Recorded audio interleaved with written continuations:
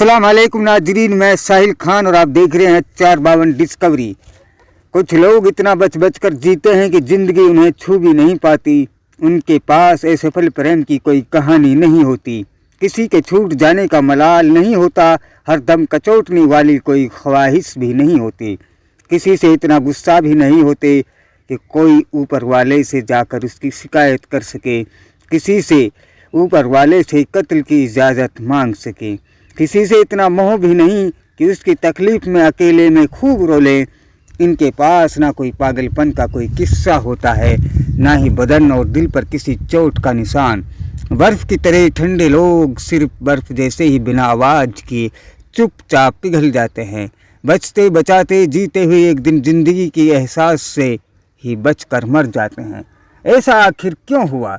क्योंकि बॉलीवुड की फिल्मों से लेकर दक्षिण भारत के उन सीरियलों में जहाँ पर प्रेम कहानियाँ बढ़ा चढ़ा कर ऐसे दिखाई जाती हैं कि लोग देखते देखते एहसासों में दब जाते हैं। इन गलियों से जब गुजर कर आप जाते हैं तो मेवात के इन्हीं चौराहे नुक्कड़ों पर उनसे बहुत ज़्यादा ऐसी एहसास देने वाली प्रेम की कहानियाँ नहीं बल्कि दुश्मनी और सभी उन साहित्य की खूबियों के अपने अंदर समेटे हुए दम तोड़ती हुई नज़र आती हैं। और ऐसा कोई सदियों का किस्सा नहीं बल्कि न जाने हजारों ज़माने के बीत जाने के बाद भी ये कहानियाँ जिंदा हैं तो इनकी जड़ें कितनी मजबूत होंगी।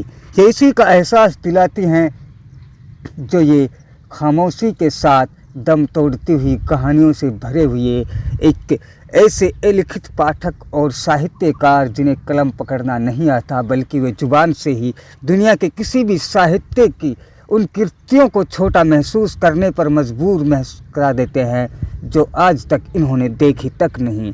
वो फिर चाहे शेक्सपियर हो या फिर बर्ड आइंस्टीन जैसे वो साइंटिफिक साहित्यकार हों, क्योंकि उन्होंने किसी लैब में इनकी खोजें नहीं की। वो भी एक तरह से टेक्निकल साहित्यकार कहे जा सकते हैं और ऐसा ही है।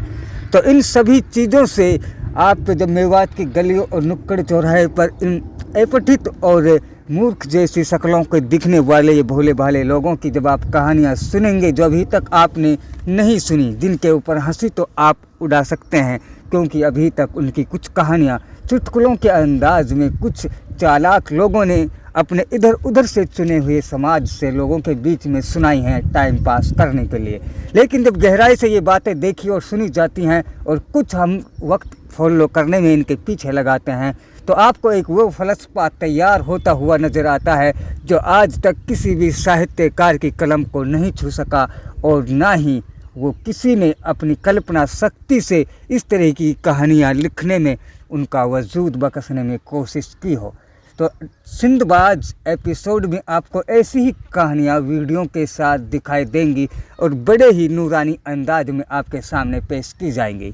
आपको हमारी ऐसी वीडियो कैसी लगती है? मेवात का ये साहित्य जो अनकही कहानियों में सिमटा हुआ है, इसी की वजह से यहाँ के लोग आपको खामोशी के साथ बर्फ़ की तरह पिघलते हुए अपनी ज़िंदगी को ख़त्म कर देते हैं। यही एक इसकी बहुत बड़ी वजह है।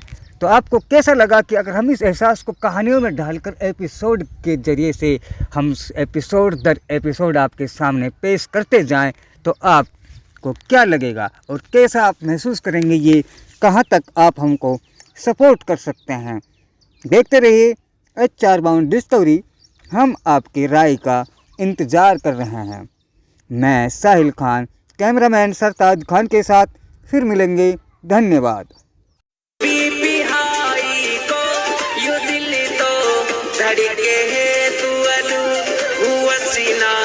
रहे वे आशा मेरे का